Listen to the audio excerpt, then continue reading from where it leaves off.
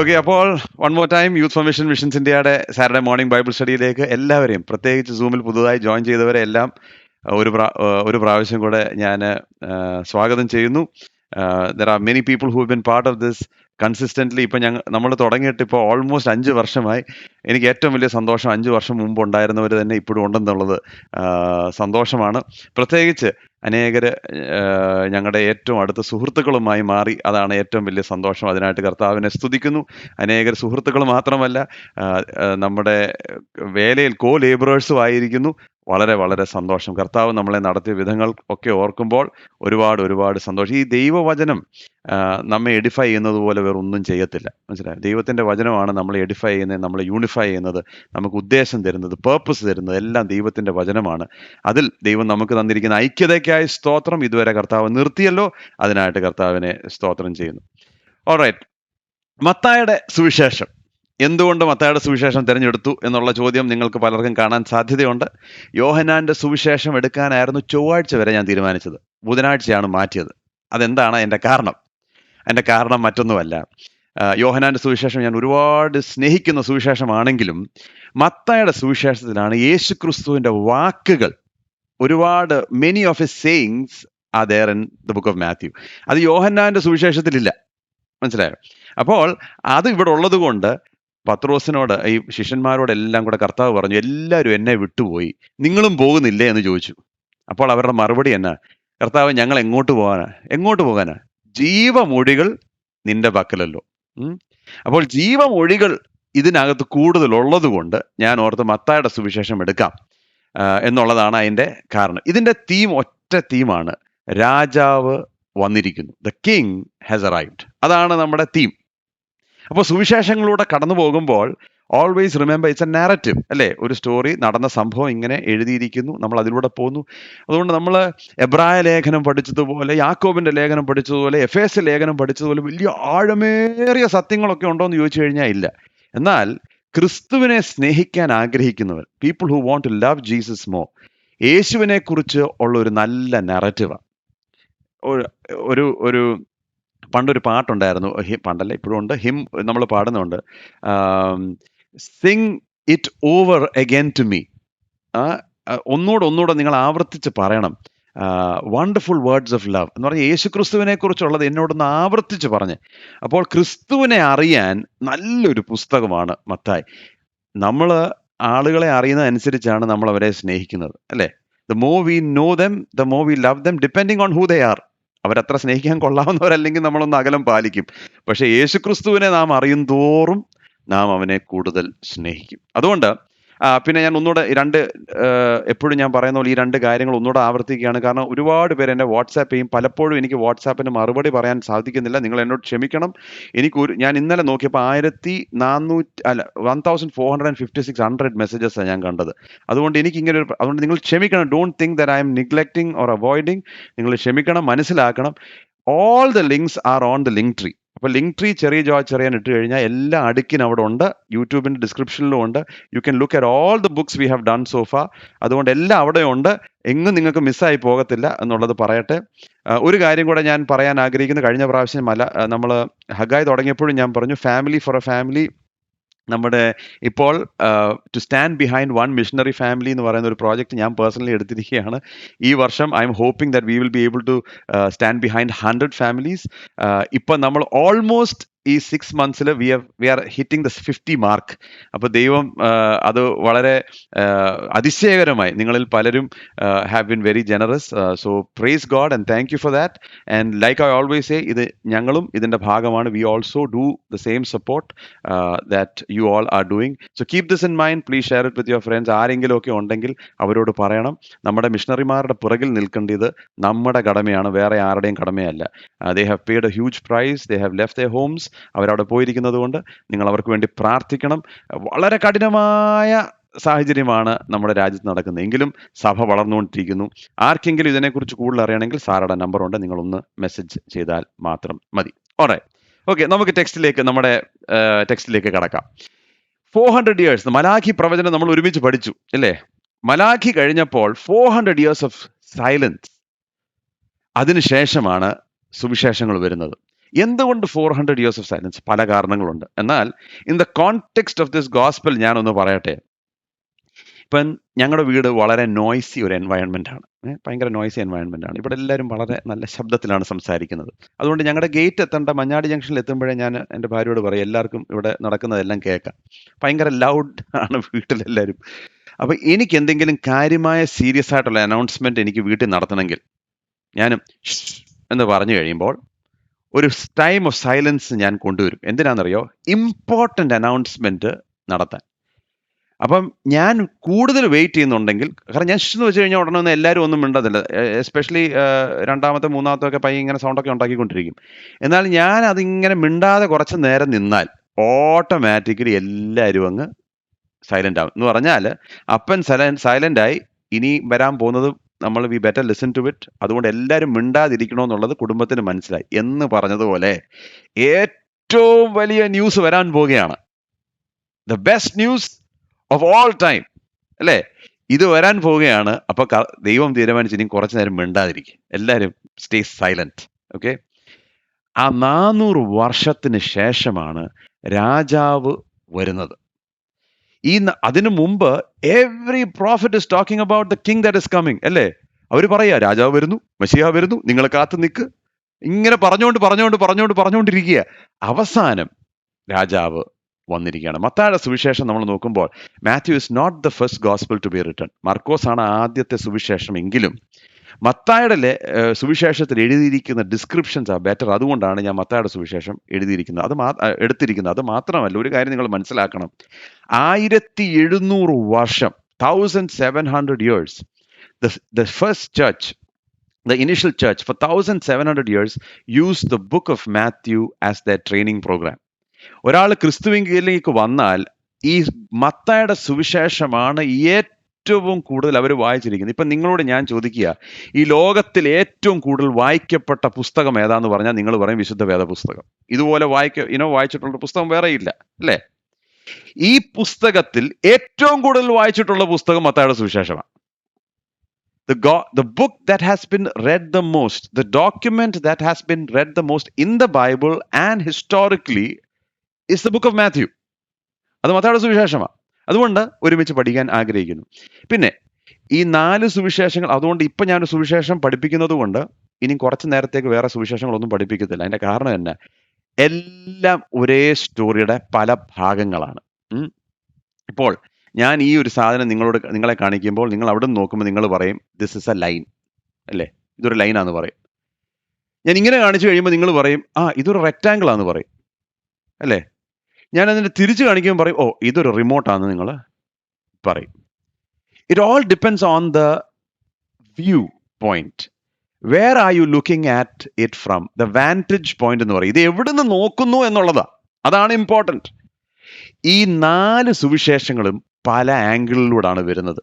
ഒരുവനെക്കുറിച്ച് പ്രസംഗിക്കുന്നുവെങ്കിലും ഇപ്പം നമ്മൾ പഴയ നിയമത്തിലേക്ക് പോയാൽ the book of Kings and the book of chronicles, ഇത് രണ്ടും ഏകദേശം ഒരേ സംഭവങ്ങളെ കുറിച്ച് പറയുന്നു, റൈറ്റ്? എന്നാൽ അതിന്റെ വിവരണങ്ങളും വ്യത്യാസമാണ്. ക്രിസ്തുവിനെ കുറിച്ച് പറയാൻ ദൈവം തീരുമാനിച്ചപ്പോൾ 4 വിവരണങ്ങൾ, 4 ഡിഫറെന്റ് എക്സ്പ്ലനേഷൻ. മത്തായിയുടെ സുവിശേഷത്തിൽ Mathew he is portrayed as the king, രാജാവിനെ പോലെ, സിംഹം, the lion. കാരണം ഇത് യഹൂദന്മാർക്ക് എഴുതിയിരിക്കുന്നതാ. they were all waiting for the descendant of David, ദാവീദിന്റെ സന്തതിക്ക് വേണ്ടിയും സിംഹാസനത്തിൽ ഇരിക്കാൻ വരുന്നവനെ കുറിച്ചും അവർ കാത്തിരിക്കുകയാണ്. അതൊന്ന്. മർക്കോസിനെ കുറിച്ച് പറയുമ്പോൾ ആരെക്കുറിച്ചാണ് സംസാരിക്കുന്നത്? ക്രൈസ്റ്റ് ദ സെർവന്റ്, സേവിക്കാൻ വന്നവനെ കുറിച്ച് പറയുന്നു. കാരണം that was written to the Romans. ലൂക്കോസിനെ കുറിച്ച് നമ്മൾ ചിന്തിക്കുമ്പോൾ ലൂക്കോസ് എങ്ങനെ എഴുതിയിരിക്കുന്നത്? He's talking about the humanity of God, യേശു ക്രിസ്തുവിന്റെ മനുഷ്യത്വത്തെ കുറിച്ച്. Christ the man written to the Gentiles and Greeks. യോഹന്നാൻ എഴുതുമ്പോഴോ Christ the God, in the beginning was the word എന്ന് പറഞ്ഞാൽ തുടങ്ങുന്നത്. അല്ല, ആദാമിൽ നിന്നല്ല തുടങ്ങുന്നത്, ദൈവത്തിൽ നിന്ന് തുടങ്ങുന്ന ദിവ്യത്വം, the divinity of the deity of Christ. It's written for every single person. അപ്പോൾ യോഹന്നാന്റെ സുവിശേഷം മനോഹരമാണെങ്കിലും ഈ ഡിസ്ക്രിപ്ഷൻസ് പലതാണ്. ഇവിടെ നമ്മൾ നോക്കുമ്പോൾ 2 കാര്യങ്ങൾ മനസ്സിലാക്കാം. മത്തായിയുടെ സുവിശേഷത്തിൽ ഇറ്റ് ടോക്സ് അബൌട്ട് റോയൽറ്റി. അതുകൊണ്ട് അബ്രഹാം വരെയാണ് പറയുന്നത്. ഇറ്റ്സ് ഓൾ അബൌട്ട് ലീനേജ് അവരെയൊക്കെ മനസ്സിലാക്കി കൊടുക്കണം. അബ്രഹാമിന്റെ സന്തതിയാണെന്നുള്ളത് മനസ്സിലാക്കി കൊടുക്കണം. അബ്രഹാമിന്റെ സന്തതി, ദാവീദിന്റെ സന്തതി. എന്നാൽ ലൂക്കോസ് എഴുതുമ്പോൾ നേരെ ആദാം വരെ അങ്ങ് പോവുക. He talks about the genealogy up to Adam. ഇതാണ് വ്യത്യാസം. So many angles it brings a beautiful picture of Jesus Christ. എന്നാൽ മർക്കോസിന്റെ സുവിശേഷം നമ്മൾ വായിക്കുമ്പോൾ വംശാവലിയേ ഇല്ല. There is no genealogy. കാരണം ദാസൻ എന്ത് വംശാവലി? A born slave doesn't have any genealogy at all, അല്ലേ? എന്ന് പറഞ്ഞതുപോലെ ഈ പല സുവിശേഷങ്ങൾ പല കാര്യങ്ങളെ വർണ്ണിക്കുന്നു. ഓൾറൈറ്റ്, ബാക്ക്ഗ്രൗണ്ട് തരാൻ ആഗ്രഹിക്കുന്നു. മത്തായിയുടെ സുവിശേഷം ആരാ എഴുതിയെന്ന് ചോദിച്ചു കഴിഞ്ഞാൽ മത്തായി തന്നെ, അല്ലേ? വേറെ ആരാ? മത്തായി എന്ന് പറയുന്നത് ലേവി എന്ന് മറ്റൊരു പേര്. ചുങ്കക്കാരനായ മനുഷ്യൻ തൻ്റെ ജോലി എല്ലാം ഉപേക്ഷിച്ച് കർത്താവിൻ്റെ പിന്നാലെ പോയി. ആ കാലത്ത് ചുങ്കക്കാരെ ആർക്കും വേണ്ട. Nobody wants tax collectors, hated by the own people. കാരണം എന്നാ? അവർ റോമൻ ഏജൻസ് ആണ്. അവർ കാശുണ്ടാക്കാൻ നിൽക്കുന്നവരാണ്. യഹൂദന്മാർക്ക് ഇവരെ കണ്ണെടുത്താൽ കാണരുത്. ആ സമയത്താണ് യേശുക്രിസ്തു വന്ന് പറയുന്നത്, മത്തായിയെ, നീ എൻ്റെ പിന്നാലെ വരണം. ഒന്ന് ഓർത്ത് നോക്കണം, മത്തായിക്ക് നല്ല വീടുണ്ട്, നല്ല പണമുണ്ട്, എല്ലാം ഉണ്ട്. ആ സമയത്ത് പെട്ടെന്ന് വന്ന് പറയാം, നീ എന്നെ അനുഗമിക്കണം എന്ന് പറഞ്ഞപ്പോൾ ആ സമയത്ത് തന്നെ എല്ലാം വിട്ട് മത്തായി കർത്താവിൻ്റെ പുറകിൽ പോയി. എന്നാൽ ഒരു രസകരമായ കാര്യം അറിയണോ? നിങ്ങൾ മത്തായിയുടെ സുവിശേഷം വായിക്കുമ്പോൾ ഒരിക്കൽ പോലും മത്തായി പറയുന്നില്ല, ഞാൻ ഇത് സകലവും വിട്ട് കർത്താവിൻ്റെ പുറകിൽ പോയെന്ന് ഒരൊറ്റ വാക്ക് പറയുന്നില്ല, ഇല്ലേ? ലൂക്കോസാ പിന്നെ പറയുന്നത് മത്തായി ഇതെല്ലാം വിട്ടേച്ചാണ് കർത്താവിൻ്റെ പുറകിൽ പോയത്. ഇതിനകത്തൊരു രസകരമായി ഞാൻ പറയാം. When Matthew came to Christ, ഇത് കഴിയുമ്പോൾ ലൂക്കോസ് പറയുന്നൊരു കാര്യമുണ്ട്. കർത്താവിൻ്റെ പിന്നാലെ അനുഗമിച്ച് കഴിഞ്ഞപ്പോൾ നേരെ വീട്ടിൽ പോയിട്ട് കർത്താവിനോട് പറഞ്ഞു, എൻ്റെ വീട്ടിലേക്ക് വരണം. എന്നിട്ട് എന്താണെന്നറിയോ? തൻ്റെ സ്നേഹിതരെല്ലാവരെയും കൊണ്ടുവന്നു, ചുങ്കക്കാരെയും മറ്റാളുകളെ എല്ലാം കൊണ്ടുവന്നു. So Matthew did not just open his heart, he also opened his home. പറഞ്ഞോ, മനസ്സിലായോ പ്രിയമുള്ളവരെ? ക്രിസ്തുവിനെ കണ്ടുമുട്ടിയവർ നമ്മുടെ ഹൃദയത്തെ തുറക്കണമെന്നുള്ളത് സത്യം തന്നെ. എന്നാൽ നമ്മുടെ വീടുകളും തുറക്കണം. കർത്താവ് നമുക്ക് വീടുകളെ തന്നിട്ടുണ്ട്. നമ്മൾ എപ്പോഴും കൂടുന്ന സ്നേഹിതരെ മാത്രമല്ല, കർത്താവിനെ അറിയാത്തവരെയും കൂടെ വീട്ടിൽ കൊണ്ടുവന്നിട്ട് കർത്താവിനെ കുറിച്ച് പറയണം. ഒരിക്കൽ നിങ്ങൾ കൊണ്ടുവരണം, അവർക്ക് ആഹാരം കൊടുക്കണം, cook them a beautiful meal. എന്നിട്ട് അവസരം ലഭിക്കുന്നുവെങ്കിൽ ക്രിസ്തുവിനെ കുറിച്ച് നിങ്ങൾ പറയണം. ഓക്കെ, അത് മാത്രമല്ല, it is one of the 3 synoptic gospels. മത്തായിയുടെ സുവിശേഷം എന്ന് പറയുന്നത് it's one of the 3 synoptic gospels. Synoptic gospels എന്ന് പറഞ്ഞാൽ മത്തായി, മർക്കോസ്, ലൂക്കോസ്. ഇത് മൂന്നും സിമിലർ ആയിട്ടുള്ള ഗോസ്പിൾസ് ആണ്. യോഹന്നാന്റെ സുവിശേഷം ടോട്ടലി ഡിഫറെൻ്റ് ആണ്. ഇവിടെ നമ്മൾ കാണുന്നൊരു കാര്യമുണ്ട്. യേശുക്രിസ്തുവിൻ്റെ വചനങ്ങൾ വ്യക്തമായി ക്യാപ്ചർ ചെയ്തിട്ടുണ്ട്. അപ്പോൾ മത്തായിയുടെ സുവിശേഷം നിങ്ങൾ തുറന്നു നോക്കുമ്പോൾ എല്ലാം റെഡ് ലെറ്റേഴ്സാണ്. അതിൻ്റെ കാരണം എന്നാ? എല്ലാം കർത്താവ് പറഞ്ഞത്, ജീവമൊഴികൾ. അതുകൊണ്ടാണ് ഞാനിത് എടുത്തത്. We are hearing it from the horse's mouth. ക്രിസ്തു തന്നെ പറഞ്ഞ വാക്കുകൾ 5 പ്രത്യേക സെർമൺസ് ആയിട്ട്, കാറ്റഗറീസ് ആയിട്ട് ഇതിനകത്ത് കാണാം. എന്നാൽ ഇതിനകത്ത് രസകരമായ ഒരു കാര്യം, മത്തായി ഒരു യഹൂദനാണ്. മത്തായി യഹൂദന ആയതുകൊണ്ട് യഹൂദന്മാർക്ക് എഴുതുമ്പോൾ ആ കോണ്ടെക്സ്റ്റിലാണ് എല്ലാം എഴുതുന്നത്. അപ്പോൾ നമ്മൾ ചുരുക്കത്തിൽ പറഞ്ഞാൽ പഴയ നിയമം നോക്കുമ്പോൾ 5 പുസ്തകം, ദ പെന്ററ്റോക്ക്, പഞ്ചഗ്രന്ഥങ്ങൾ, അല്ലേ? ദ തോറ, അതാണ് അവരുടെ കയ്യിലുള്ളത്. ഈ പഞ്ചഗ്രന്ഥങ്ങളാണ് യഹൂദനുള്ളത്. മത്തായി എഴുതുമ്പോൾ പറയാ there are 5 messages of Jesus also. Mathai പറയാൻ ആഗ്രഹിച്ചത് ഈ 5 പഞ്ചഗ്രന്ഥങ്ങളെക്കാളിലും മനോഹരവും മഹത്വമേറിയതാണ് യേശു ക്രിസ്തുവിൻ്റെ ലാവണ്യ വാക്കുകൾ, അവൻ്റെ 5 പ്രസംഗങ്ങൾ. അതാണ് മത്തായി ഇതിനകത്ത് വരുത്തുവാൻ ആഗ്രഹിക്കുന്നത്. എന്നാൽ ഈ മത്തായിയുടെ സുവിശേഷം നമ്മൾ വായിച്ചു വരുമ്പോൾ, എല്ലാവരും ഇത് വായിച്ചിട്ടുണ്ടെന്ന് എനിക്കറിയാം, മത്തായിയുടെ സുവിശേഷം വായിച്ചു വരുമ്പോൾ ഒരു പാറ്റേൺ നമുക്ക് കാണാൻ പറ്റും. ഒന്ന്, യേശുവിൻ്റെ വാക്കുകൾ, പിന്നെ യേശുവിൻ്റെ പ്രവൃത്തികൾ, പിന്നെ യേശുവിൻ്റെ വാക്കുകൾ, പിന്നെ യേശുവിൻ്റെ പ്രവൃത്തികൾ. 5 പ്രാവശ്യം it alternates between the words of Jesus and the deeds of Jesus. പ്രിയമുള്ളവരെ, നമ്മുടെ ജീവിതം ഇങ്ങനെ ആയിരിക്കണം.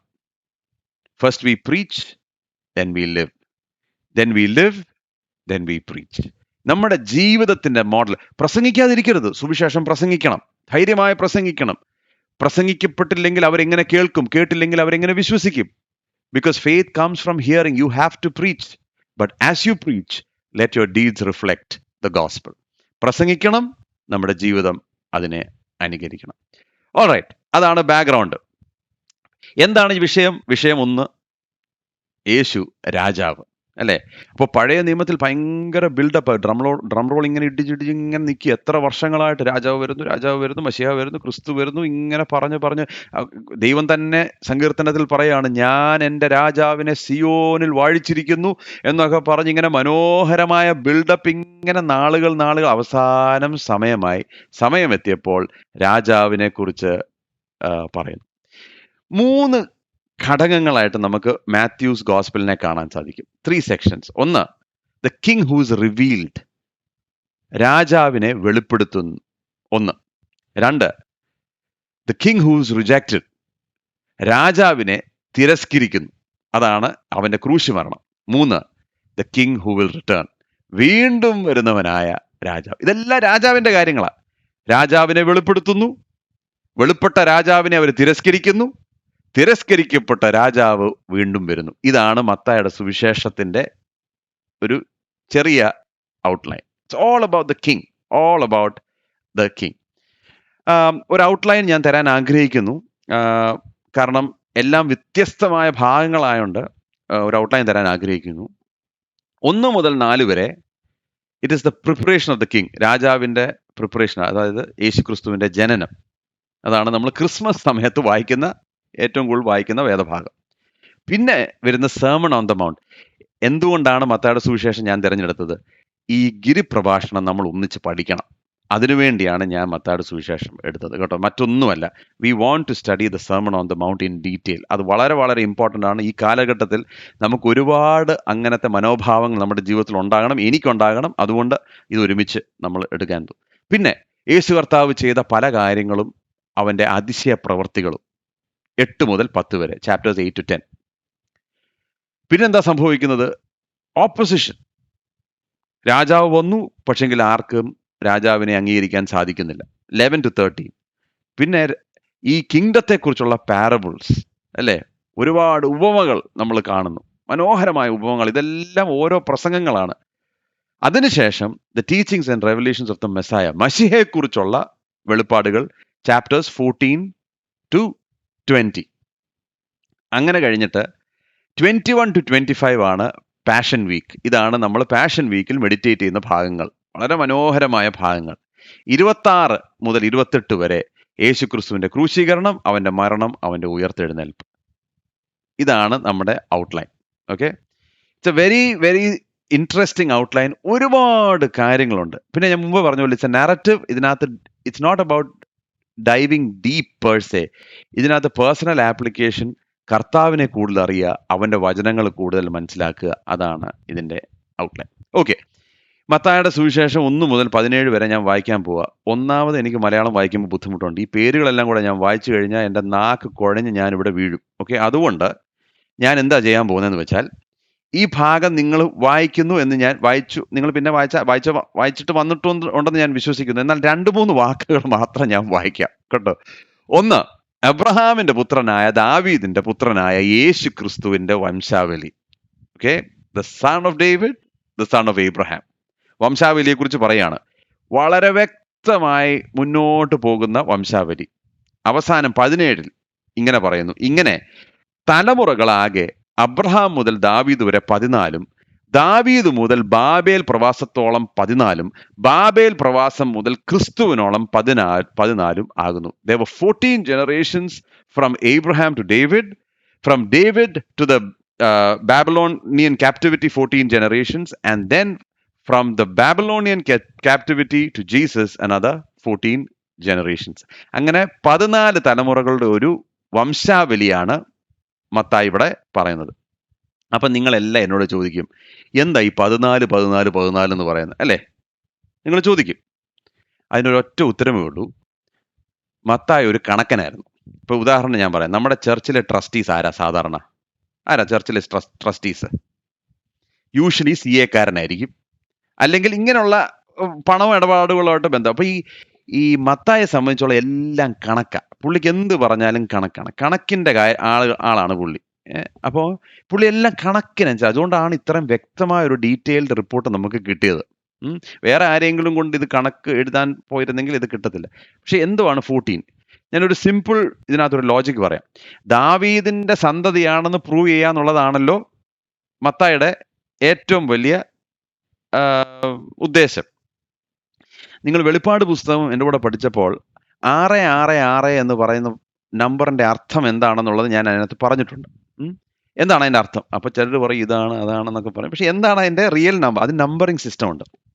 യഹൂദ vocabulary in the Hebrew vocabulary എല്ലാത്തിനും വവൽസ് ഇല്ലല്ലോ. അപ്പം ദാഹവീദ് എന്ന് പറയുന്നത് എ ഇല്ല, ഐ ഇല്ല, ഒന്നുമില്ല. പക്ഷെ ദാഹവീദ് എന്ന് പറയുന്നത് ഈ 3 അക്ഷരം കൊണ്ടാണ് ദാഹവീദ് വരുന്നത്. ഇതിനൊരു അക്കമുണ്ട്. അതായത് 4 ദലത് വാവ് ദലത്. അവിടെ 464 എന്ന് പറയുന്ന ഒരു നമ്പർ ഉണ്ട്. ഇത് 3 കൂടെ ആഡ് ചെയ്യുമ്പോൾ 14.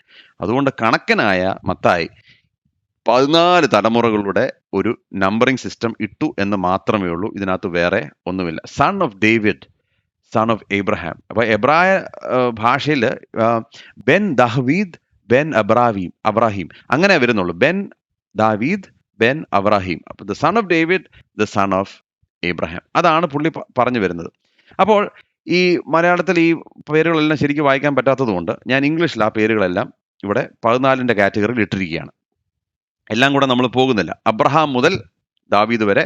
പിന്നെ അങ്ങോട്ട് ചില പേരുകൾ ഞാൻ ഇവിടെ ഹൈലൈറ്റ് ചെയ്തിട്ടുണ്ട്. നിങ്ങൾ അതൊന്ന് ശ്രദ്ധിക്കണം. ഓക്കെ. അബ്രഹാം, വിശ്വാസികളുടെ പിതാവായ Abraham. They are all proud to be children of Abraham. ആ മോഡിൽ നിന്ന് ഇസഹാക്ക്, യാക്കോബ്, യഹൂദ. പിന്നെ പെരേസ് ബൈ ടാമർ, അത് ഇവിടുന്ന് വന്നു.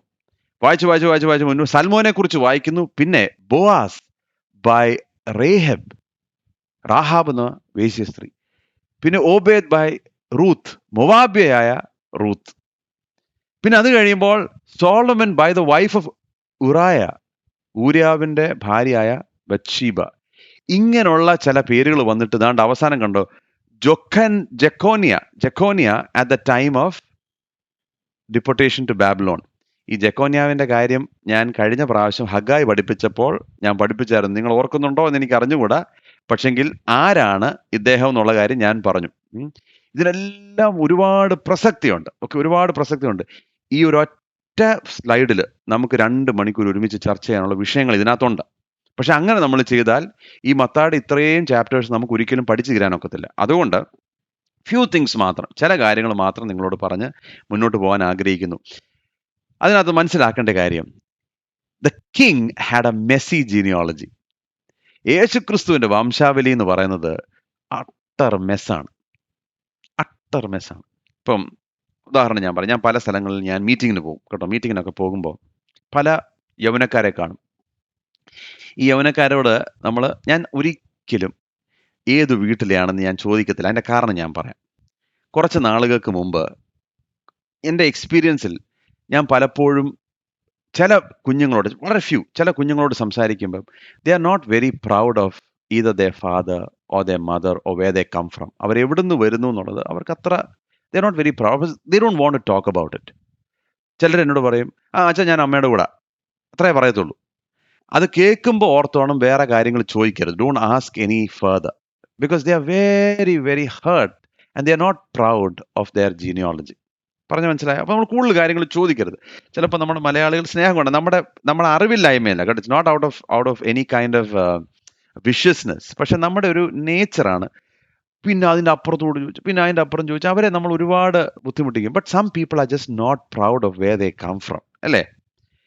യേശുക്രിസ്തുവിന്റെ വംശാവലി ഒന്ന് നോക്കിയാലേ മുഴുവൻ ഇതാ. ഞാൻ തുടങ്ങട്ടെ. അബ്രഹാം, വിശ്വാസികളുടെ പിതാവ്, ശരി ആയിക്കോട്ടെ. തൻ്റെ സ്വന്തം ജീവനെ രക്ഷിക്കാൻ ഭാര്യയെ വിട്ടുകളയാൻ തയ്യാറായ അബ്രഹാം. ഒന്ന് ഓർത്തു നോക്കിയേ. കാരണം അന്നത്തെ കാലത്ത് സുന്ദരിയായ ഭാര്യയെ തൻ്റെ ജീവൻ രക്ഷിക്കാൻ പറഞ്ഞു. ഇതെന്റെ പെങ്ങളാ. സത്യമാണോ എന്ന് പറഞ്ഞാൽ it was the half truth. കാരണം ശരിയാണ്, ഹാഫ് സിസ്റ്ററാ. അതുകൊണ്ട് പറയുന്നത് ശരിയാണ്. They had common father. അങ്ങനെയാണ് നമ്മൾ ഇത് കാണുന്നത്. പക്ഷെങ്കിൽ ഒരു ഭാര്യയുടെ കാര്യം, സാറയുടെ കാര്യം നിങ്ങളൊന്ന് ചിന്തിച്ചു നോക്കിയേ. തക്ക സമയമായപ്പോഴത്തേക്ക് ഭാര്യ മുമ്പിൽ നിർത്തിയിട്ട് പുള്ളി സ്കൂട്ടായി. ഓർത്തു നോക്കിയേ, എന്തൊരു മനുഷ്യനാണ്. ഇതാണ് മെയിൻ ഫാദർ കേട്ടോ. ഗ്രേറ്റ് ഗ്രാൻഡ് ഫാദർ ആണ് അബ്രഹാം. ഇതൊന്ന്. രണ്ടാമത്തെ ആളാണ് ദാവീദിന്റെ മകൻ. ദാവീദ് ആരാ? വ്യഭിചാരം ചെയ്തു. അത് കഴിഞ്ഞിട്ട് വ്യഭിചരിച്ച ഭാര്യയുടെ ഭർത്താവിനെ കൊന്നുകളഞ്ഞു. എന്തൊരു മനുഷ്യനായത്. എന്തൊരു മനുഷ്യന്. അതാണ് രണ്ടാമത്തെ ഐറ്റം. പിന്നെ 3 ആ പട്ടിക വരുന്നതാണ് യാക്കോബ്. യാക്കോബ് ആരാ മോൻ എന്നറിയോ? ഏ സഹോദരനെ വഞ്ചിച്ചു. പോട്ടെ, സമ്മതിക്കുക. അപ്പനെ വഞ്ചിച്ചു, അതും പോട്ടെന്ന് വെക്കാം. അമ്മായപ്പനെ വഞ്ചിച്ച പാർട്ടിയായത്. ഒന്ന് ഓർത്ത് നോക്കി, ഇവൻ ആരാ മോൻ? നമ്മുടെ വിളച്ചിലൊക്കെ അപ്പന്റെ ലെവൽ വരെയൊക്കെ നടക്കും. അമ്മായപ്പന്റെ അടുക്ക പോയി വിളച്ചിലെടുത്തവനാണ് യാക്കോബ്. ഇതാണ് അടുത്ത ഗ്രേറ്റ് ഗ്രാൻഡ് ഫാദർ. ഒന്ന് ഓർത്ത് നോക്കിയേ. ശലോമോൻ എല്ലാ പരിപാടിയും കഴിച്ച് 1000 ഭാര്യ, 700 ഭാര്യയും 300 വെപ്പാട്ടികളുണ്ടായിരുന്ന, ഇതെല്ലാം മായ എന്ന് പറഞ്ഞ മനുഷ്യൻ. ഇതും grand father, great grand father. ഒന്ന് ഓർത്ത് നോക്കിയേ, എന്തോ ഒരു ഡിസാസ്റ്ററാ. ചിന്തിച്ചു നോക്കട്ടെ. പോട്ടെ, ഇന്റൻസിറ്റി കൂടുക. മനാസയെ കുറിച്ച് നിങ്ങൾക്ക് അറിയാം. അതാ ഞാൻ പറഞ്ഞു, ഇതൊക്കെ ഞാൻ പറയാൻ പോയി കഴിഞ്ഞാൽ എനിക്ക് ഒരു സെഷൻ വേണം ഈ ഓരോ ക്യാരക്ടറിനെ കുറിച്ച് പറയാൻ. മനാസ ആരാന്നറിയാവോ? ഹെസക്കിയാവിന്റെ മകൻ. മനാസ എന്ന് പറയുന്നത് ഇസ്രയേൽ കണ്ടതിൽ ഏറ്റവും നീചനായ രാജാവാണ്. തന്റെ സ്വന്തം കുഞ്ഞിനെ മോലേക്കിന് അഗ്നിയാഗം അർപ്പിച്ചവനാ.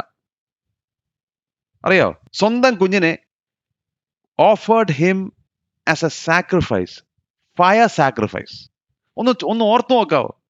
ഇതാണ് ഒരു ഗ്രേറ്റ് ഗ്രാൻഡ് ഫാദർ, മനാസെ. പിന്നെ ഞാൻ അങ്ങോട്ട് കൂടുതലൊന്നും പോകുന്നില്ല, പോട്ടെ. പിന്നെ അതിൻ്റെ ഇടയ്ക്ക് 4 സ്ത്രീകളുമുണ്ട് കേട്ടോ. അന്നത്തെ കാലത്ത് വംശാവലിയിൽ ഒരു മനുഷ്യര് പോലും യഹൂദ പാരമ്പര്യം അനുസരിച്ച് സ്ത്രീയുടെ പേരിടത്തില്ല. യാതൊരു കാരണവശാലും ഇടത്തില്ല. മത്തായി എഴുതിയിട്ടുണ്ട്. ആ വംശാവലിയിൽ ഒന്ന് താമാർ. ആരാന്ന് നിങ്ങൾക്ക് അറിയാമല്ലോ. നമ്മൾ എന്തെങ്കിലും ഇതൊക്കെ പഠിക്കുമ്പോഴേ ഞാനിതെല്ലാം പഠിപ്പിക്കാം. താൻ തന്നെ ഒരു വേശ്യയായി ഡിസ്ഗൈസ് ചെയ്തിട്ട് അമ്മായപ്പൻ്റെ കൂടെ ഒരു കുഞ്ഞിനെ ജനിപ്പിച്ച ആളാണ് താമാർ. ഇത് വല്ലോ ഇത്രയും ഇൻസെക്ച്വസ് നമുക്ക് ചിന്തിക്കാൻ പറ്റുമോ? അടുത്ത ക്യാരക്ടർ റാഹാബ്. ആരാ നിങ്ങൾക്കറിയാം ഇല്ലയോ? എരിഹോ കോട്ട തടകർക്കാൻ പോയപ്പോൾ മതിലുകളിൽ വേശ്യാവൃത്തി ചെയ്ത സ്ത്രീയാണ് റാഹാബ്. ആരാ? യേശു കർത്താവിന്റെ വല്യമ്മച്ചി. ഒന്ന് ഓർത്ത് നോക്കിയേ. അടുത്തത് റൂത്ത് ആരാ? മൊവാബ്യ സ്ത്രീ. ആരാ മൊവാബ്? ലോത്തും തന്റെ മക്കളും കൂടെ തമ്മിലുണ്ടായ കുഞ്ഞുങ്ങളാണ് മൊവാബ്. എന്ന് പറഞ്ഞാൽ again a result of incestuous relationships. Bathsheba അറിയാവല്ലോ. ആരാ? ഊരിയാവിന്റെ ഭാര്യ, ദാവീദിന്റെ കൂടെ വ്യഭിചാരം ചെയ്ത സ്ത്രീ. പ്രിയമുള്ളവരെ, എന്റെ കർത്താവിന്റെ വംശാവലിയാ ഞാനിപ്പോൾ ഇങ്ങോട്ട് പറഞ്ഞത്. ഒന്ന് ചിന്തിക്കാമോ? ഒരു ക്യാരക്ടറിനെ എടുത്തു കഴിഞ്ഞാൽ ഞാനൊരു കാര്യം പറയട്ടെ. ഇപ്പൊ എന്റെ വംശാവലിയിൽ ഇതിനകത്ത് ഒരു ക്യാരക്ടർ ഉണ്ടെങ്കിൽ ഞാൻ പബ്ലിഷ് ചെയ്യത്തില്ല എന്റെ ജീനിയോളജി. ഞാൻ പറയാതെ അവിടെ വെച്ചാൽ ആരും അറിയണ്ട. നാണക്കേടാ അല്ലേ? ഇത് ദൈവത്തിന്റെ പുത്രൻ മശിഹ, ഒരു പാപം പോലും ചെയ്യാത്ത ദൈവത്തിന്റെ കുഞ്ഞാട് ജനിച്ചപ്പം ഉപയോഗിച്ച പാത്രങ്ങളെ കണ്ടോ നിങ്ങള്? അപ്പോ എനിക്ക് നിങ്ങളോട് പറയാനുള്ളത് ഇത് ഇത്രയേ ഉള്ളൂ. എന്താണെന്നറിയാമോ? If Jesus has called sinners by grace to be his forefathers, should we be surprised when he calls them by grace to be his descendants? തന്റെ പൂർവ്വപിതാക്കന്മാരായവരെ മെഗാ പാപികളായി തിരഞ്ഞെടുത്തുവെങ്കിൽ അവന്റെ വംശാവലിയിൽ പെടുന്ന എന്നെയും നിങ്ങളെയും അവന്റെ സ്വന്തം എന്ന് വിളിക്കാൻ അവൻ മടി കാണിക്കുമോ? അതുകൊണ്ട് നമ്മൾ ആരാന്നുള്ളത് വിഷയമല്ല. ക്രിസ്തുവിന്റെ സ്വന്തമായാൽ അവൻ നമ്മെ അവന്റെ മക്കളും അവകാശികളുമാക്കി തീർത്തു. മഹൽ ഭാഗ്യമല്ലേ പ്രിയമുള്ളവരെ? ഇതുപോലൊരു ഭാഗ്യം വേറെ ഉണ്ടോ? He is willing to associate his name with the worst of sinners like me. അതാണ് സുവിശേഷം. ഞാനും നിങ്ങൾ അസോസിയേറ്റ് ചെയ്തില്ല. അതാണ് കർത്താവിന്റെ സ്നേഹം, മഹൽ സ്നേഹം.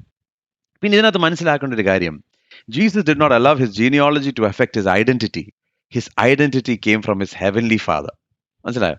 എൻ്റെ വംശാവലി എൻ്റെ ഐഡന്റിറ്റിയെ അഫക്റ്റ് ചെയ്യേണ്ട കാര്യമില്ല.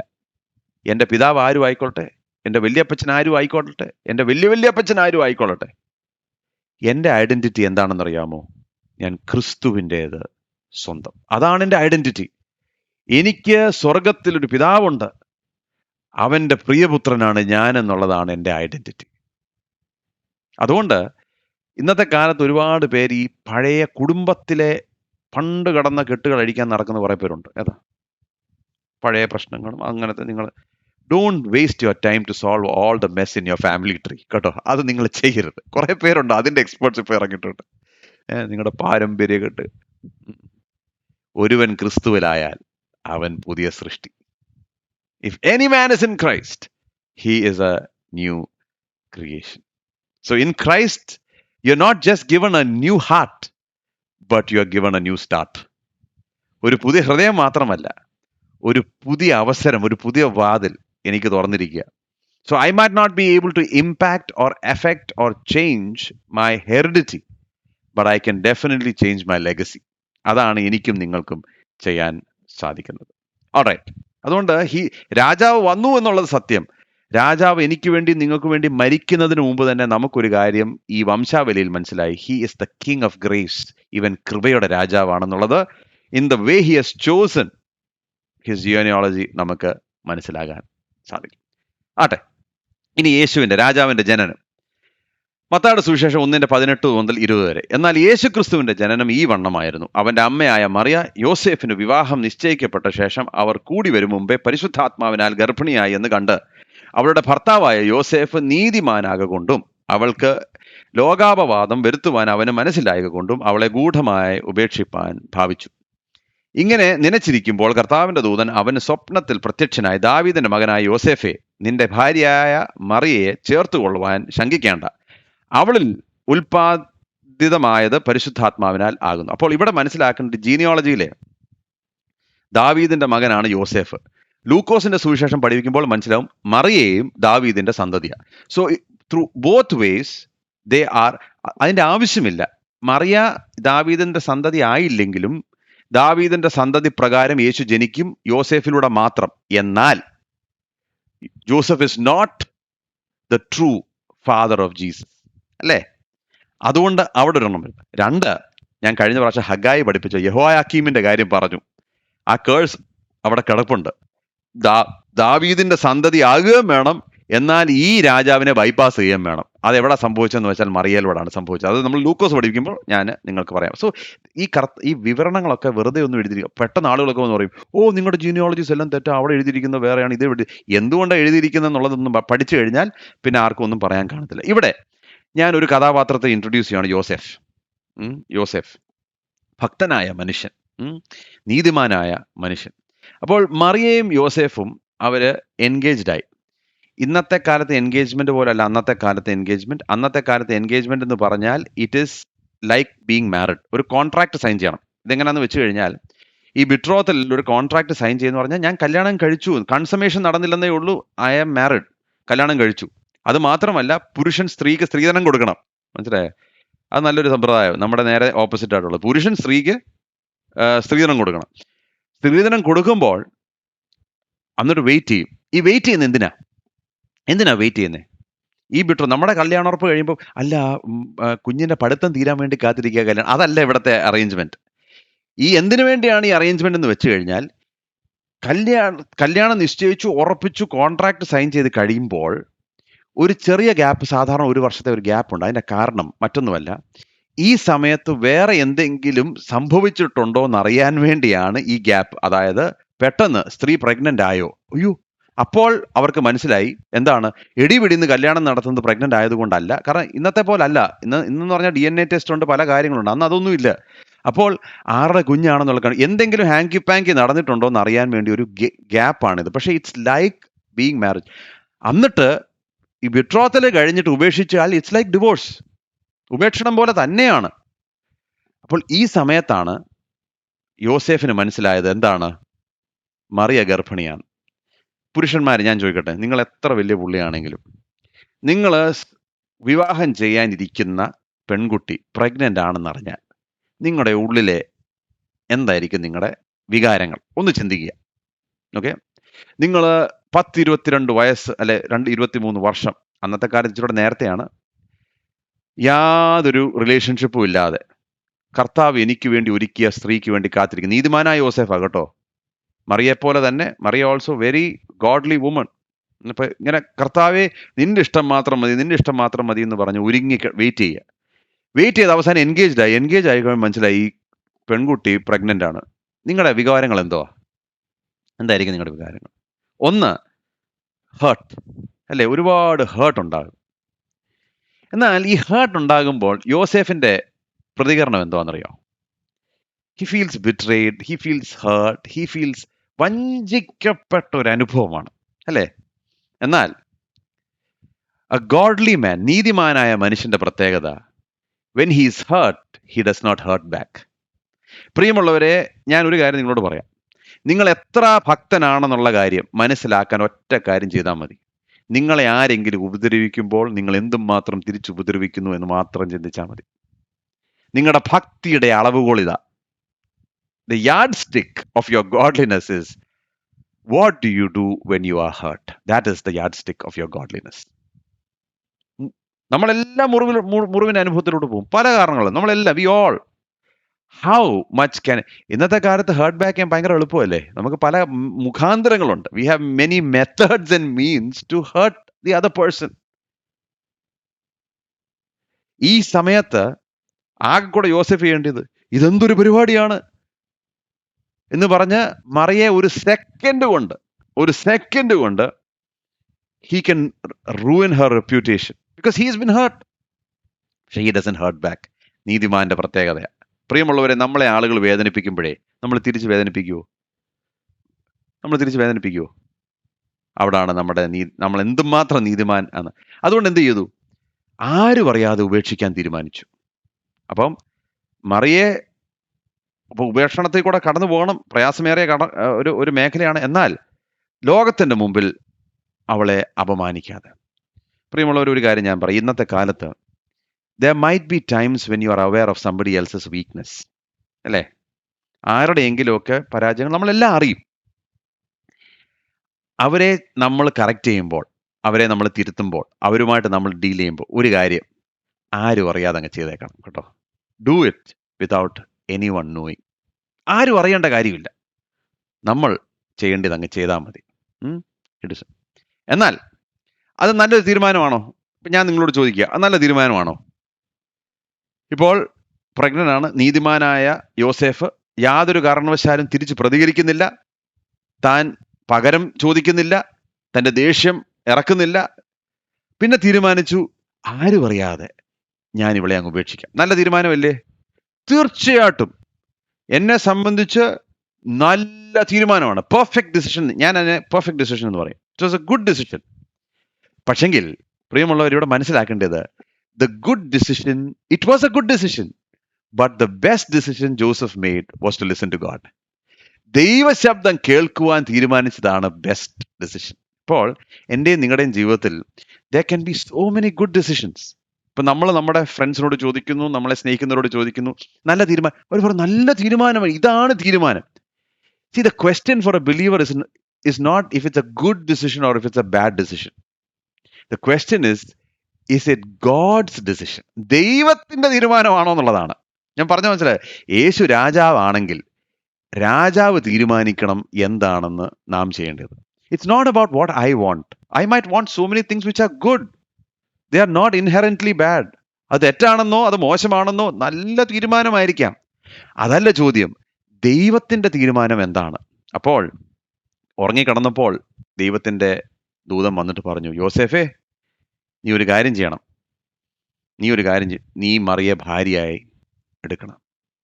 അപ്പോൾ ഇതുവരെ എടുത്ത കറക്റ്റ് തീരുമാനം പോലും മാറ്റാൻ യോസേഫ് തയ്യാറായി. ഞാനൊരു കാര്യം നിങ്ങളോട് പറയാം. ഞാൻ നേരത്തെയും പറഞ്ഞിട്ടുണ്ട്. God always gives the best to those who leave the choice with him. God always gives the best to those who leave the choice with him. ഇപ്പം നമ്മുടെ ഗ്രൂപ്പിൽ ഒരുപാട് പേര് വിവാഹം കഴിക്കാൻ ആ സമയത്തുള്ളവരുണ്ട്. ഒരുപാട് പേര്. There are a lot of people waiting to get married. നിങ്ങൾക്ക് ചിലപ്പോൾ ചിലരെ ഇഷ്ടമായിരിക്കാം. They might be godly people, they might be great people.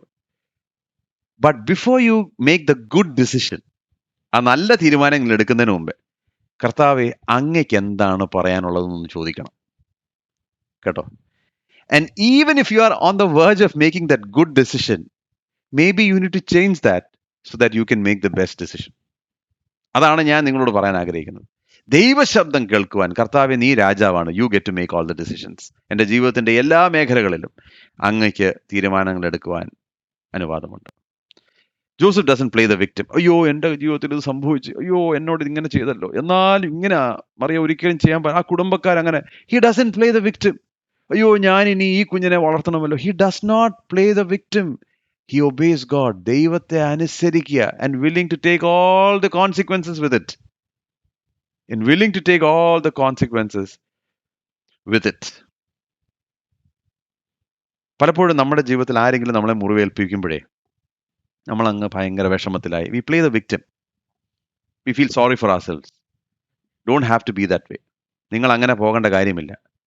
Just obey God. That's all you need to do. Just obey God. യോസേഫ് നല്ലൊരു മാതൃകയാണ് പ്രിയമുള്ളവരെ, നല്ലൊരു മാതൃകയാണ്. അതുകൊണ്ടാണ് ഒരുപക്ഷെങ്കിൽ യേശു ക്രിസ്തുവിൻ്റെ ഈ ഭൗമിക അപ്പനായി ദൈവം തിരഞ്ഞെടുത്തത് ഈ യോസേഫിനെ. ഓൾറൈറ്റ്, 21-23. അവൾ ഒരു മകനെ പ്രസവിക്കും, അവൻ തൻ്റെ ജനത്തെ അവരുടെ പാപങ്ങളിൽ നിന്ന് രക്ഷിപ്പാനിരിക്കെ കൊണ്ട് നീ അവന് യേശു എന്ന് പേരിടണം എന്ന് പറഞ്ഞു. കന്യക ഗർഭിണിയായ ഒരു മകനെ പ്രസവിക്കും, അവന് ദൈവം നമ്മോട് കൂടെ എന്ന അർത്ഥമുള്ള ഇമ്മാനുവൽ എന്ന് പേർ വിളിക്കും. ദാറ്റ്സ് ദ പ്രോഫസി എന്ന് കർത്താവ് പ്രവാചകൻ മുഖാന്തരം അരുളി ചെയ്ത് നിവൃത്തിയാകുവാൻ ഇതൊക്കെയും സംഭവിച്ചു. യോസേഫ് ഉറക്കമുണർന്നു, കർത്താവിന്റെ ദൂതൻ കൽപ്പിച്ചതുപോലെ ചെയ്തു, അനുസരിച്ചു, ഭാര്യയെ ചേർത്തുകൊണ്ടു. മകനെ പ്രസവിക്കും വരെ അവൻ അവളെ പരിഗ്രഹിച്ചില്ല. മകന് അവന് യേശു എന്ന് പേർ വിളിച്ചു. ഓൾറൈറ്റ്.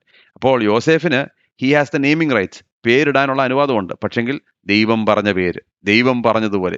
യോസേഫിന്റെ അനുസരണം നിങ്ങൾ ശ്രദ്ധിച്ചോ? തൻ്റെ എല്ലാ റൈറ്റ്സും ദൈവം എടുത്ത് മാറ്റി. യോസേഫെ, നിനക്ക് അവകാശമുണ്ട് അവളുടെ എല്ലാം. As the man of the house he had all the rights. യോസേഫ് അതെല്ലാം കർത്താവിന് വേണ്ടി മാറ്റി വെച്ചിട്ട് പറഞ്ഞു, കർത്താവെ നീ ആ രാജാവ്, you are the king, you decide. The king decides.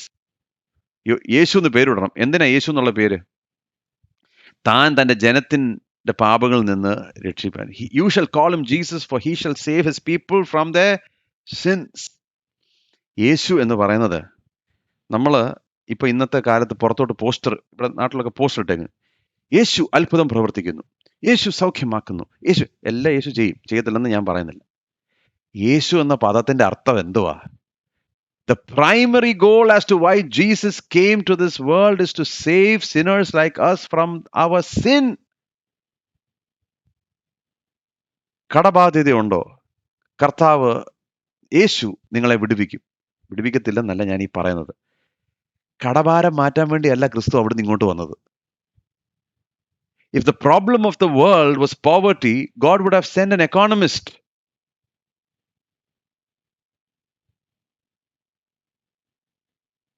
എന്നാൽ the world needed a savior, and so he sent Jesus.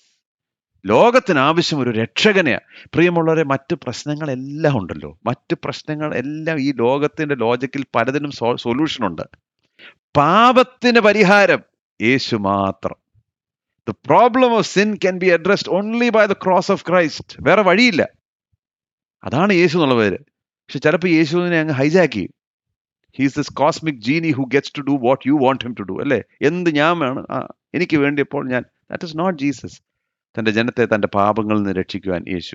അവന് വേറൊരു പേരുണ്ട്, ഇമ്മാനുവൽ, ഗോഡ് വിത്ത് us. യേശു മനുഷ്യാവതാരം എടുത്ത് ജഡമായി തീർന്നതിൻ്റെ കാര്യം, ദ വേർഡ് ബിക്കമിങ് ഫ്ലെഷിന്റെ കാരണം എന്നാണെന്നറിയാമോ? ഞാനും നിങ്ങളും പരിശുദ്ധനായ ദൈവവുമായിട്ട് റിലേറ്റ് ചെയ്യാൻ വേറൊരു വഴിയില്ല പ്രിയമുള്ളത്. There's no other way.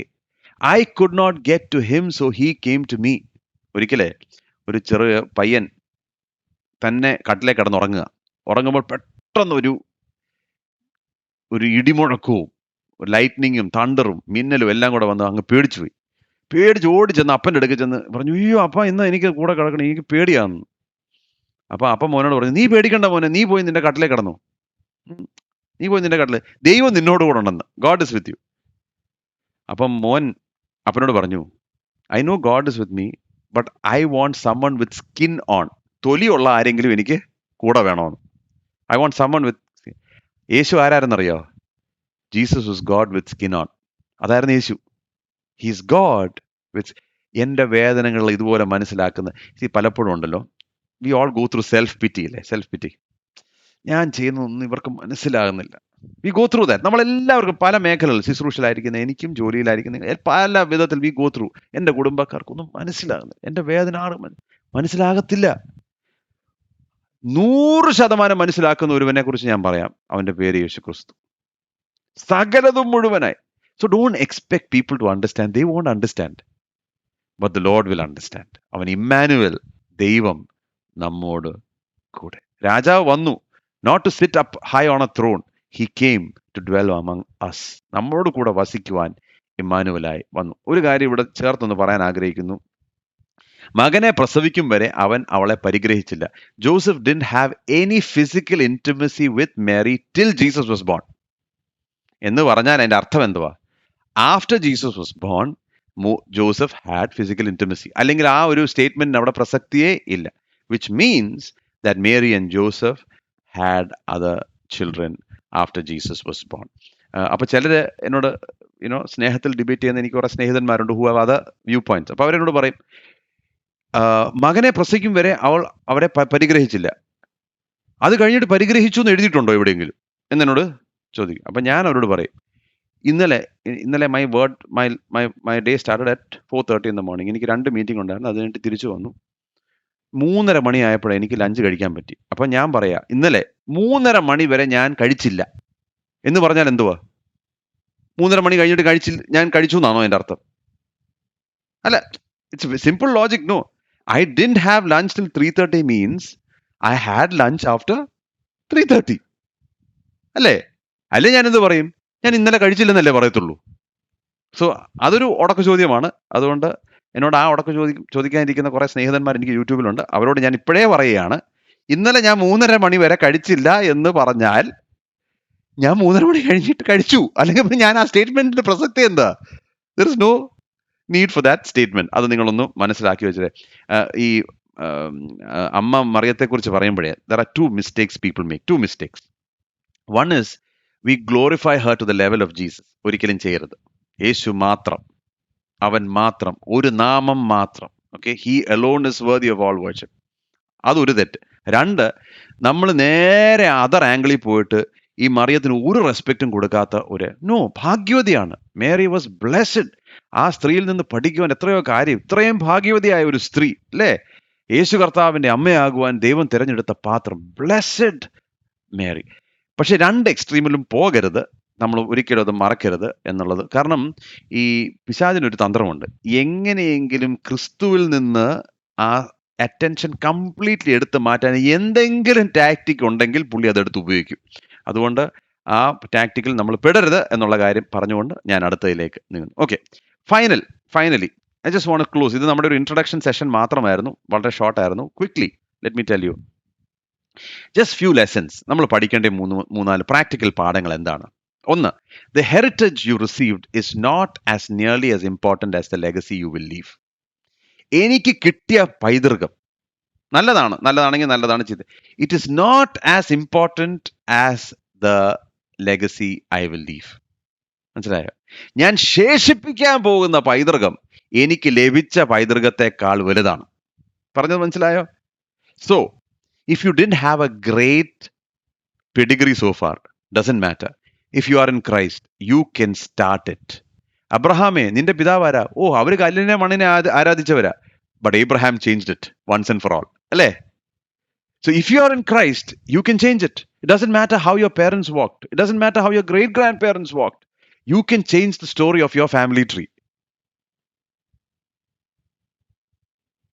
കല്ലേറിന്റെ ഊരിൽ സൂര്യനെയും കല്ലിനെയും മണ്ണിനെയും ഒക്കെ ആരാധിച്ചുകൊണ്ടിരുന്ന ദേശത്തിൽ നിന്ന് ദൈവം ഒരുവനെ വിളിച്ചിറക്കി. വിശ്വാസത്താൽ കാണിപ്പാനിരുന്ന ദേശത്തേക്ക് അബ്രഹാം ഇറങ്ങി ചെന്നു. ദേവമ്മ ബ്രദറെ, ഒരു സ്തോത്രം പറയണം കേട്ടോ. ഇന്നു മുതൽ വംശാവലി മാറും. അതിന്റെ കാരണം എന്നാ? ക്രിസ്തുവിനെ അറിഞ്ഞതുകൊണ്ട്. The tree will change because you follow Christ. അതുകൊണ്ട് ഞാൻ എവിടെ നിന്ന് വന്നു എന്നുള്ളത് വിഷയമല്ല. ഞാൻ ശേഷിപ്പിക്കാൻ പോകുന്ന പൈതൃകം അനേകർ ഇനി തിരിഞ്ഞു നോക്കിയിട്ട് പറയണം, എൻ്റെ വല്യപ്പച്ചനുണ്ടല്ലോ ക്രിസ്തുവിന്റെ പുറകിൽ പോയവനാണ് എന്ന് പറയണം. 2, obeying God will allow you not to settle for the good but to go for the best. യോസേഫിനെ പോലെ ദൈവത്തെ മുഴുവനായി അനുസരിച്ചാൽ മുഴുവനായി അനുസരിച്ചാൽ you don't have to settle for the good. ഒരുപാട് വിശ്വാസികളുണ്ടല്ലോ, they won't settle for the good. എല്ലാം okay, വലിയ പ്രശ്നങ്ങളൊന്നുമില്ല, അത് കാര്യങ്ങളൊക്കെ നന്നായി പോകുന്നു കേട്ടോ. ആ തലമല്ല ദൈവം ആഗ്രഹിക്കുന്നത്. എന്നെ നിങ്ങളെയും കുറിച്ച് ഗോഡ് വാണ്ട്സ് ദ ബെസ്റ്റ്. ആ ബെസ്റ്റ് ദൈവത്തിനെ കാണാൻ സാധിക്കുന്നുള്ളൂ, എനിക്ക് കാണാൻ സാധിക്കത്തില്ല. Only God can see it. അതിലേക്ക് ദൈവം നമ്മളെ വിളിക്കും. 3, Jesus came to save sinners like you and me. എന്നെയും നിങ്ങളെയും പോലത്തെ പാപികളെ രക്ഷിപ്പാനാണ് ക്രിസ്തു വന്നത്. ക്രിസ്തു വേറെ ഡ്രമാറ്റിക്സും തിയേറ്ററിക്സും ഒന്നും കാണിക്കാനല്ല ഇവിടെ വന്നത്. He came to save sinners like you and me. എന്നെയും നിങ്ങളെയും വീണ്ടെടുക്കുവാൻ ദൈവപുത്രൻ മനുഷ്യപുത്രനായി അവതരിച്ചു എന്നുള്ളതാണ് സുവിശേഷത്തിന്റെ സത്യം. 4, he is Immanuel, God with us. ഇന്ന് ആരെങ്കിലും എന്നെ ശ്രദ്ധിക്കുന്നു, നിങ്ങൾ തനിയാണ്, ഞാൻ വിശ്വാസത്തിന് വേണ്ടി തനിയെ നിൽക്കുന്നു, അല്ലെങ്കിൽ എൻ്റെ കൂടെ ആരുമില്ല, എൻ്റെ മക്കൾ എന്നെ ഇട്ടേച്ചു പോയി, ഐ ഫീൽ ഓൾ അലോൺ. ഇന്ന് Jesus is God with skin on. എൻ്റെ കൂടെ എൻ്റെ വികാരങ്ങളെ, എൻ്റെ അനുഭവങ്ങളെ ഇതുപോലെ മനസ്സിലാക്കുവാൻ കഴിവുള്ളവൻ വേറൊരുവനില്ല. And he can be that personal friend to you. ഒരു സ്നേഹിതനെ പോലെ എന്നോടും നിങ്ങളോടും കൂടെ ചേർന്ന് നിൽക്കുന്നവനാണ് ഈ രാജാവ്. ഈ രാജാവ് പറഞ്ഞ കാര്യങ്ങൾ, ഈ രാജാവിൻ്റെ ക്രിയകൾ ഇനിയും വരുന്ന സെഷനിൽ നമ്മൾ ഒരുമിച്ച് പഠിക്കുന്നതായിരിക്കാം. പിന്നെ ഒരിക്കൽ ഒരാൾ വന്ന് ചോദിക്കുക, നിങ്ങളോട് ചോദിക്കുക, ഈ വേർജിൻ ബർത്ത്, കന്യകാ ജനനത്തിൽ, ഇതിലൊന്നും വിശ്വസിക്കാൻ ഒക്കത്തില്ല. നിങ്ങൾ എന്താ പറയുക? നിങ്ങൾ സയൻസിന്റെ ഒരു വക്താവാണല്ലോ. എങ്ങനെ, how can you believe in the virgin birth? നടക്കുന്ന കാര്യമാണോ?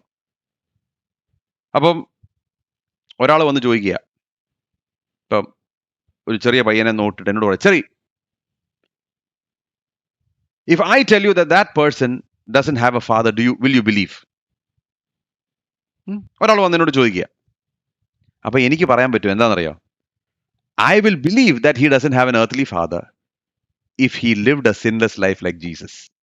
യേശുവിനെ പോലെ പാപമില്ലാത്ത ഒരുത്തനെ കാണിച്ചു തന്നാൽ ഞാൻ നിങ്ങളോട് പറയാം, അവൻ അപ്പനില്ലെങ്കിൽ അല്ലെങ്കിൽ earthly father ഇല്ലാതെ ജീവിച്ചു. So what is the proof of the virgin birth? The proof of the virgin birth is the sinless life of Jesus Christ. അവസാനം ക്രൂശിക്കേണ്ട സമയമായപ്പോഴേ യേശു കർത്താവ് ഒരു ചോദ്യം ചോദിച്ചു. അവർ പലതും പറഞ്ഞു. അവൻ ഇങ്ങനെ ചെയ്തു, അങ്ങനെ ചെയ്തു, ആലയത്തെ നശിപ്പിക്കുമെന്ന് പറഞ്ഞു, 3-ാം ദിവസം അവൻ ചെയ്തു, അത് ഭയങ്കര ആരോപണങ്ങളെല്ലാം കഴിഞ്ഞപ്പോൾ യേശു കർത്താവ് ഒരു ചോദ്യം, നിങ്ങളിൽ ആർക്ക് എന്നെ കുറ്റം ചുമത്തുവാൻ കഴിയും? Which one of you can convict me of sin? ഒറ്റ ചോദ്യം. ഇതുവരെ മിണ്ടാതിരിക്കുക. ഒരു ചോദ്യം, ഒറ്റ ചോദ്യം. അവനെ കല്ലെറിയാൻ വന്നവർ പോലും വാ അടച്ചിങ്ങനെ മിണ്ടായിരുന്നു. ഏതാ? അവന്റെ സ്നേഹിതരല്ല.